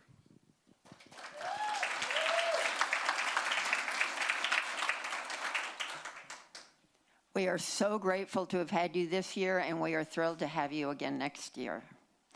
But Tanya, you want to go next? Hello, everyone. My name is Batanya, and I'm the Meadowdale High School representative. Regarding the public comments about today, as a high school student, the 7:20 a.m. start time is really early, I would say.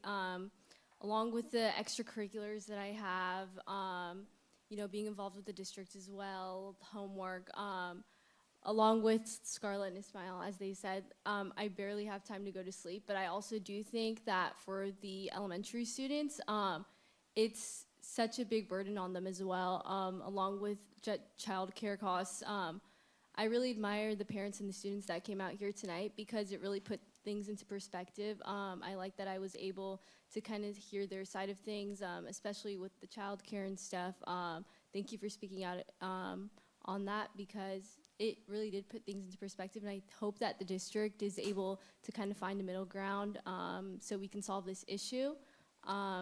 I also wanted to speak on graduation. Graduation is near, and I want to congratulate all the seniors here tonight, and all the seniors that aren't here as well if they're listening. I wanted to congratulate everyone.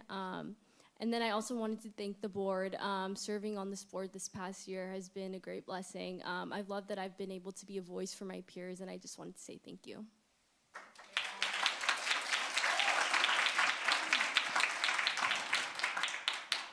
Hi, I'm Sam. I'm a Mount Lake Terrace student.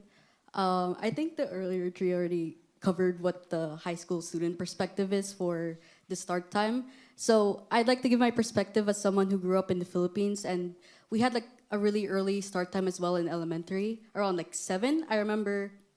So I just wanted to share what it was like for me growing up, especially with 2 full-time parents as well. So I sympathize with all the parents who came here. My dad had to wake me up around like 5 a.m. and it's such a core memory for me all the creative ways he had to get me to get up. There's like times where he like shot me with a toy, like the water guns. Sometimes it was like a water balloon. It was just like, I don't want any parents or any kids to have to go through that. So yeah, I also oppose the earlier start times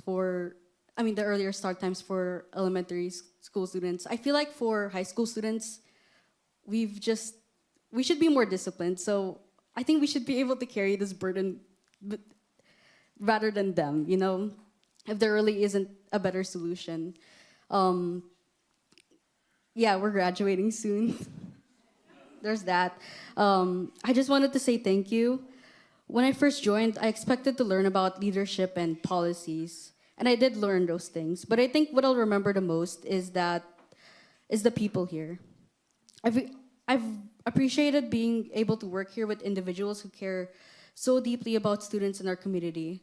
So I just want to thank you for taking student voice seriously and for giving me the opportunity to contribute this year. It has been an experience that I'll carry long after I leave the district. Thank you.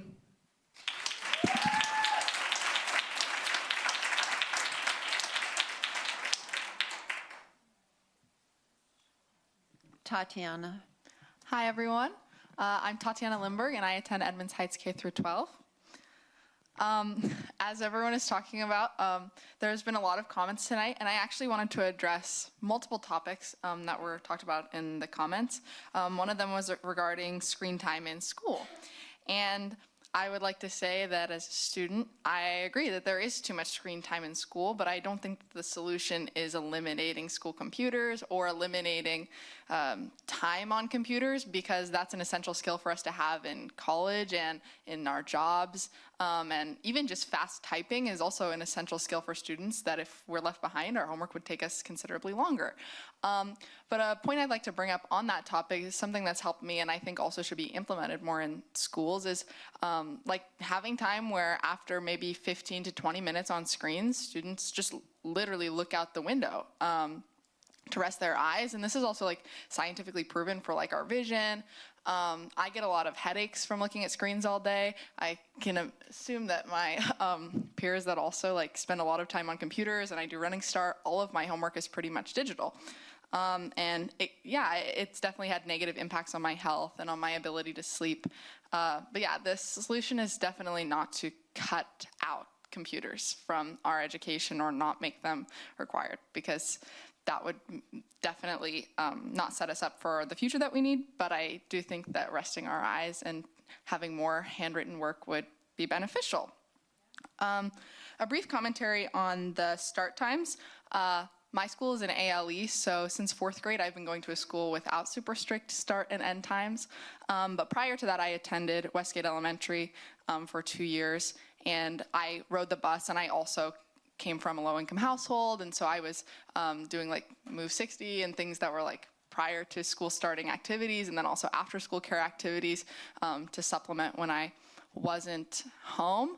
And I will say that it is pretty much dark here like until 8:30. So I think that just the darkness itself is a valid point. And also I was standing in the dark every morning. And I also appreciated having those after school activities. I don't like necessarily for it to be become a narrative or be illustrated that that time between like 1 p.m. and 5 p.m. would necessarily just be like this wasted time. Like I actually enjoyed those after school activities a lot, and those set me up for like good studying habits and gave me a lot of community with other students that actually came from a similar background to me, because we all had parents that were working, and it just set me up in a good community. And I don't regret the times that I spent in a non-ALE where I was having like childcare after school and all of that. So yeah, I think that the point is valid that sleep is essential. I don't get much sleep personally, similar to my high school peers. I do full-time Running Start and extracurriculars at my high school. There's nights of the week where I sleep less than 2 hours to complete all of my work, and it is definitely difficult. And I don't think that anyone should be going through sleep deprivation. Now, some gratitude for my time on the school board as a student rep. Firstly, I'd just like to say thank you for the board for this opportunity. It's literally improved my life so much to be able to share student voice, and it has also taught me to seek out student voice in my community and really gain the opinions of my peers, and has also given me, honestly, just a lot of confidence to seek out advice from my peers on or their thoughts on what's going on in the community, and give me a more cohesive perspective as a student. I just graduated because my school's graduation is a little earlier than some of the other ones, so that was a really positive experience for me, and I really enjoyed it. Some future plans. I intend to study political science at the University of Washington, similar to Scarlett, and I'm going to be double minoring in dance and theater, and I'm also planning to join a sorority. I'm going to Rush, so let's hope that all goes well. And I would definitely not be doing all of that without the emphasis on educational funding and what I've learned from being on the board, and how important I believe it is to adequately fund education. And so, yeah, I've learned a lot from this experience, and I'm extremely thankful to everyone that's been a part of it. So thank you so much.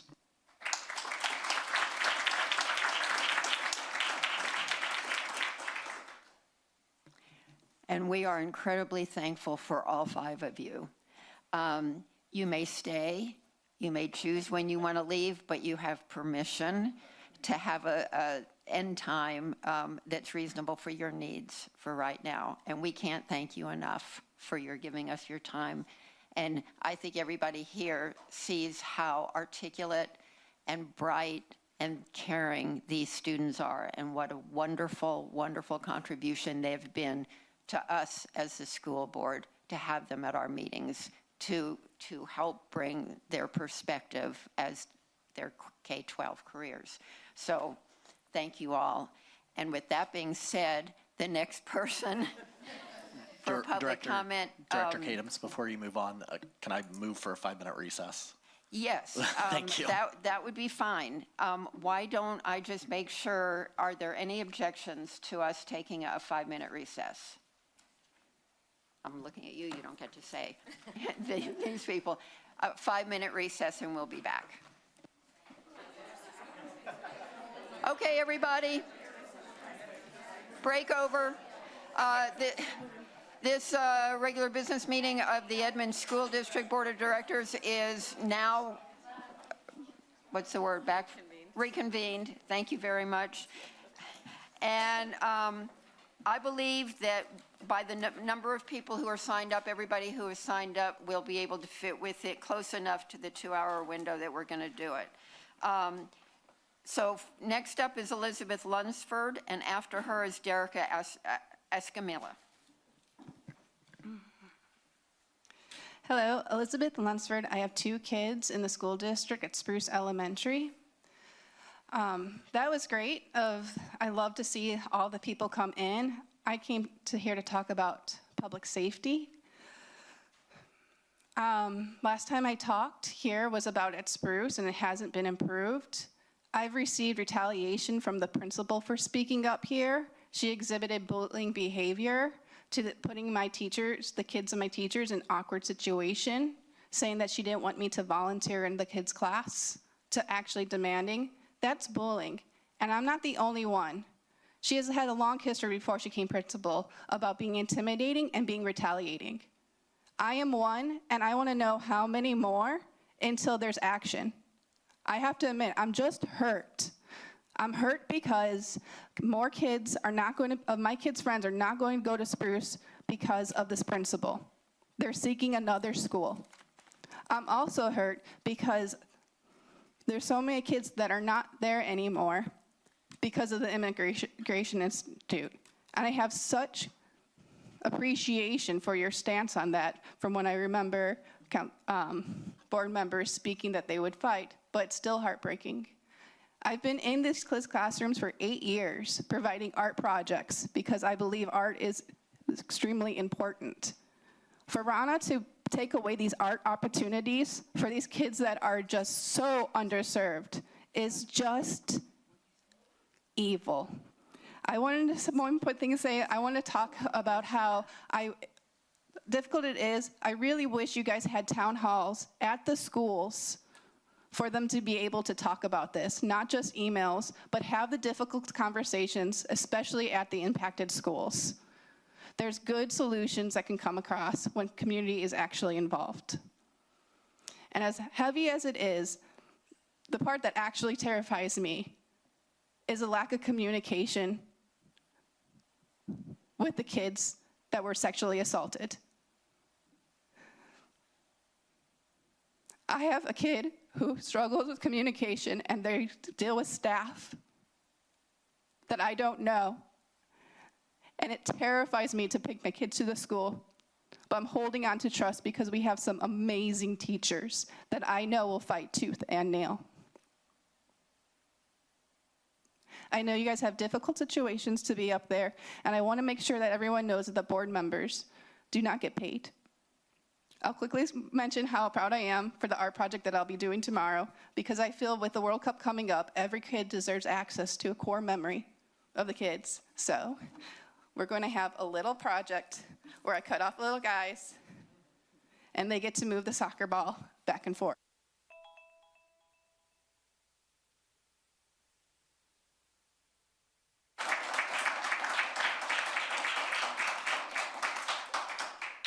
After Derica is Lisa Langemath.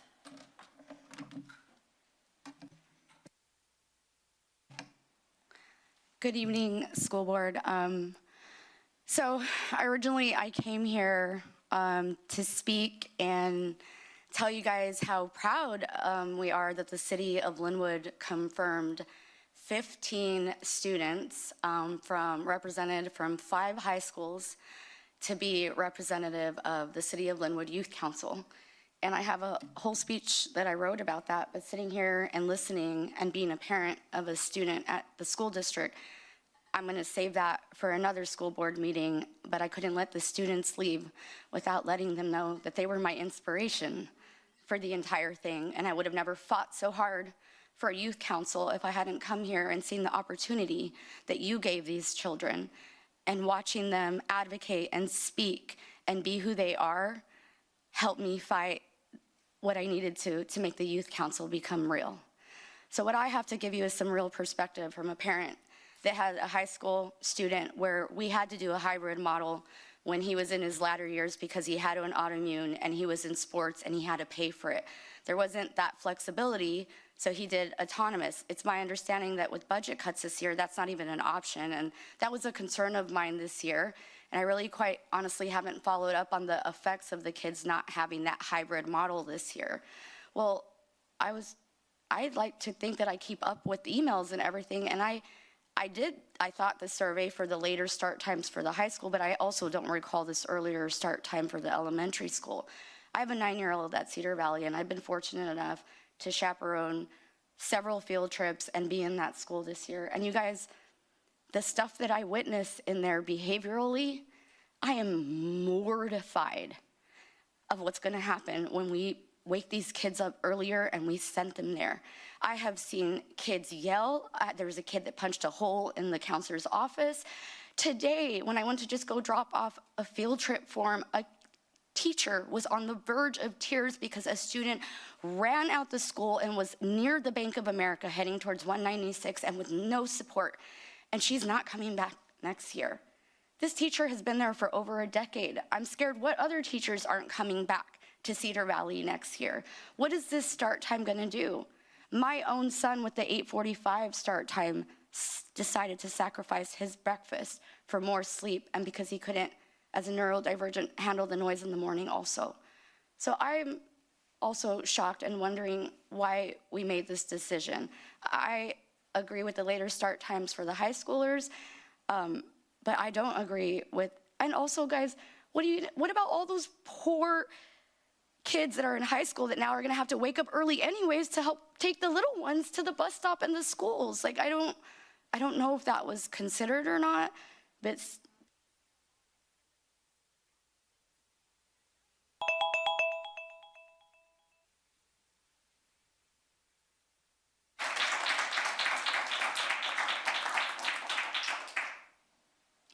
After Lisa is Leah Renfro. Good evening. I haven't been here for a while, but I see lots of many faces that are familiar, and some of you have retired from teaching. I'm a teacher at Meadowdale Terrace Elementary. I have 2 students.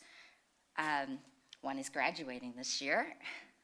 And hearing all the start time and for both elementary and high schoolers, my son did IB, and he had to be at the high school by 6:10, otherwise they locked the door, and it's 3 days a week, so for during their junior year and senior year. I also recognize, being an elementary school student, that when students are not well rested, it is a hard day. Just like any parent would know, you always think, sleep or did they eat? Those are the things that help regulate them. So I have students that literally fall asleep in my class, and they're hard to wake up. And you go, well, should I wake them up and have them try to figure out what's going on when cognitively they're in a fog? Or do I just let them nap so that I can catch it later? But today I came because there's some things that are happening in our school district that I think families do not understand. That's the working of dual language.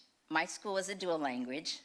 The intent is really wonderful, but the impact is different. And it's impacting my community, and it's impacting Spruce. But before that, College Place and Cedar Valley. So this year, the 3rd grade teacher one of us has to leave. I volunteered so that the other 3rd grade teacher can teach an English class. The following year, a 4th grade teacher will need to leave our building and continue on. So by the time 2029 comes, we will have 1 English-speaking class per grade level. But our dual language will have 2 per grade. I'm not against dual language. I think the program's great. I, support it. But in the beginning, we did this of an equity issue, meaning serving our Latino families and Spanish-speaking families. But when I look at the classes of dual language, a lot of them speak English and it's more of enrichment. I have a student who's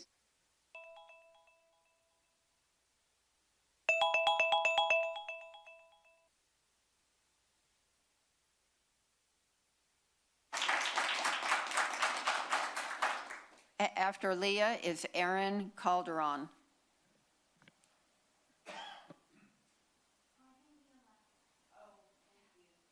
Okay, so Aaron, are you here? Yeah. Okay, you get to go next. Okay. Without even a pre-warning.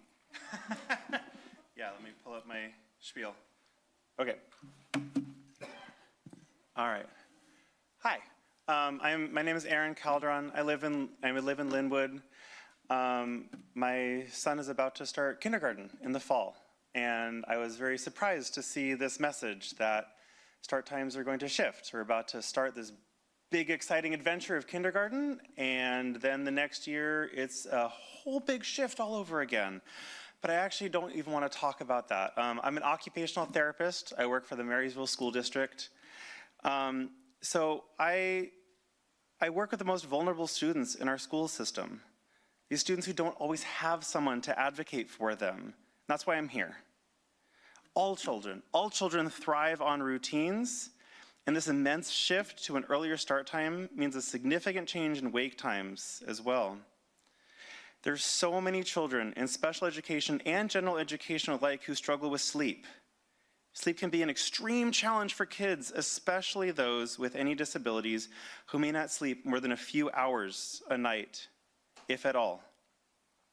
Forcing elementary school students to go to sleep before their natural rhythms allow for regular sleep means less sleep for kids, more stress for parents and their children, a more stressful home, which directly translates to an increase in behaviors dysregulation and a decrease in readiness or ability to learn for these students. These students need an average of 10 hours of sleep per night, per any pediatrician, average. Let's think about the average family. A lot of kids, parents might work until 5 o'clock or later in the evening. These students to be able to get up by 5:45 a.m. potentially to get on the bus, meaning they might have to be asleep by 7:45 at the latest, and maybe they take 30 to 60 minutes to go to sleep through their bedtime routine. Now that's 6:45, which means dinner at 6, which means making dinner at 5:30, which means when do I have time to spend with my kids? When does that happen? I don't know. It's gone. That's what you're taking away, is time with kids, supporting their development, supporting their ability to learn. Now let's add on top of that a child with disabilities. That's even more time and energy and physical and mental strain on the child and the parents and the family.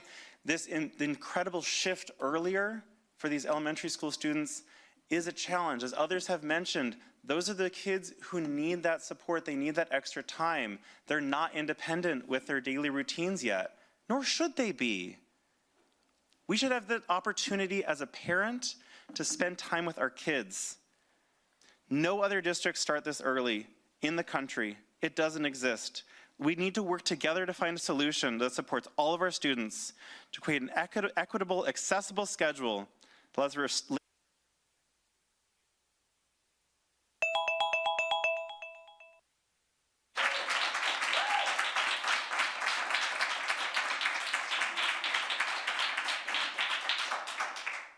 Next is Philip Lamb, and after Philip will be Davy Hemerick. Is Philip here? Okay, so next will be Davy Hemerick. Are you here? No. Natalie McCook? Everybody needed an early bedtime. Kirsten Lyson? All right.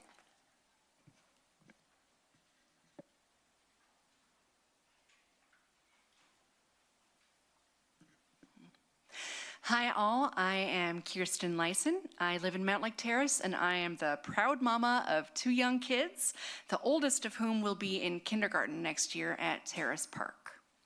Thank you for the opportunity to speak and have my voice heard. I appreciate it. I am deeply concerned about the recently released schedule for the 27-28 school year. So I wasn't going to say this because it felt too vulnerable, but after a previous comment, I want to say that we are also a neurodivergent family, and frankly, the early schedule terrifies me, and I feel like we're being set up for failure, especially because of the neurodivergence in our family and the sleep issues that come with that. Okay, back to my previously scheduled comments. I wholeheartedly support later start times for middle schools and high schools, and I'm dismayed by the comments that have been dismissive. The early start times I experienced in middle school and high school, they weren't healthy for me, and they contributed negatively to my health for years. So I applaud the decision to pay attention to both the science and the interests of those students and their families. And shifting the burden to a different school population doesn't resolve the problem. It just shifts the burden. Studies show that school start times directly impact how much sleep kids get, regardless of their age. When my kid doesn't get enough sleep, it dramatically impairs his emotional regulation, his ability to engage, and honestly, he's just miserable, and then so are the rest of us. He's not his best self in those times, and I worry that a 7:20 start time will set him up for unnecessary challenges in the classroom, and also, my God, those poor teachers. An early start time will also negatively impact our family finances. Because of the gap between school and preschool drop-off and the early release time, I'm going to lose precious working hours that my family depends on. I know this is a complex problem to solve. I know there are complicated bus schedules, and I know that we're up against reality. But also, please understand that early elementary school start times, it doesn't solve the problem, it shifts the burden. We need creative solutions and I sincerely hope that we can find a way forward that is equitable to all of us. Thank you.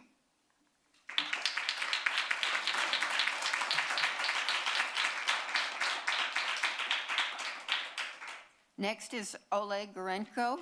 Is Oleg here? Excellent. And after Oleg will be Jason Moore.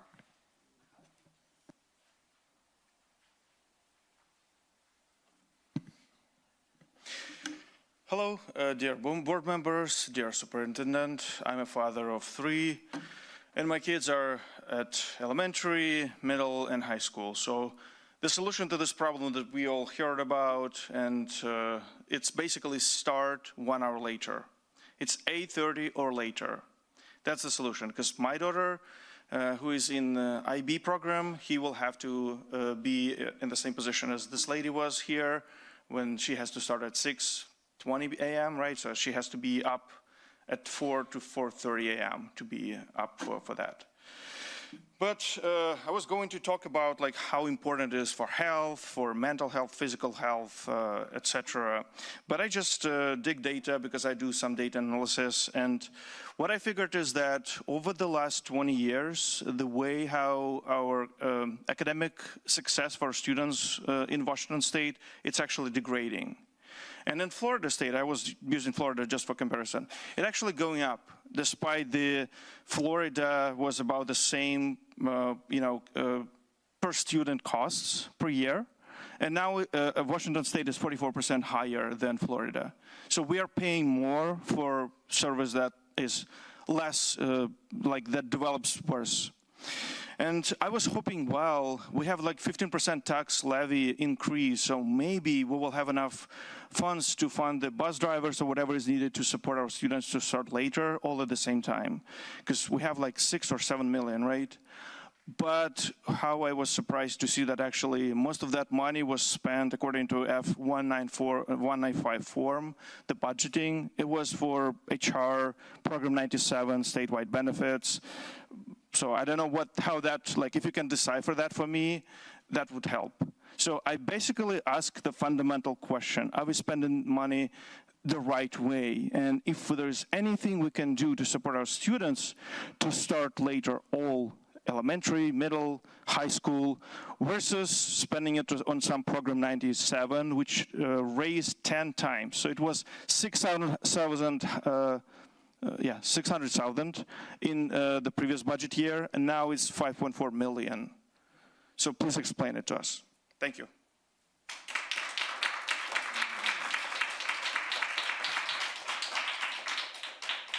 Next is Jason Moore.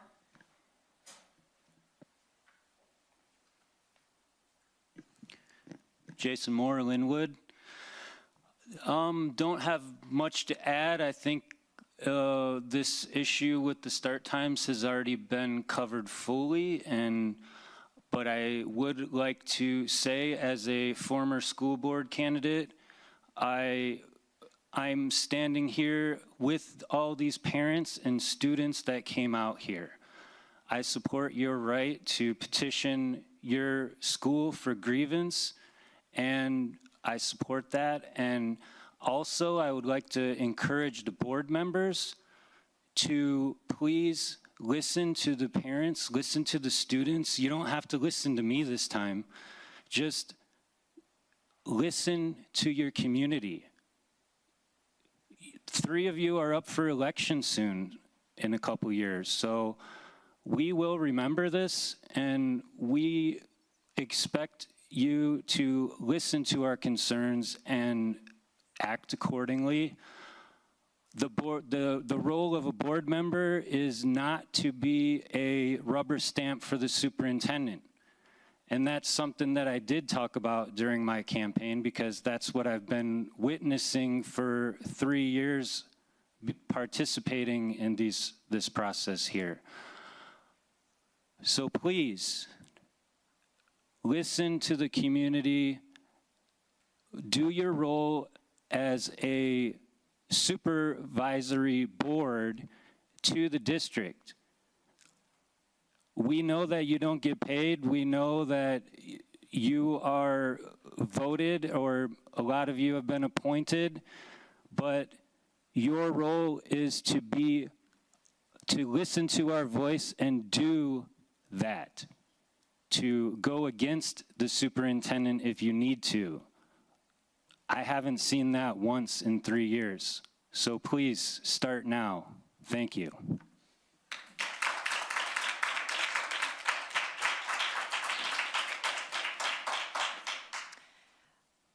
There is one more person listed here, but that person's already spoken. I think it may have been an error, and we don't allow people to give more than one comment. So I believe that brings us to the end of our public comments and takes us to the next part of our agenda.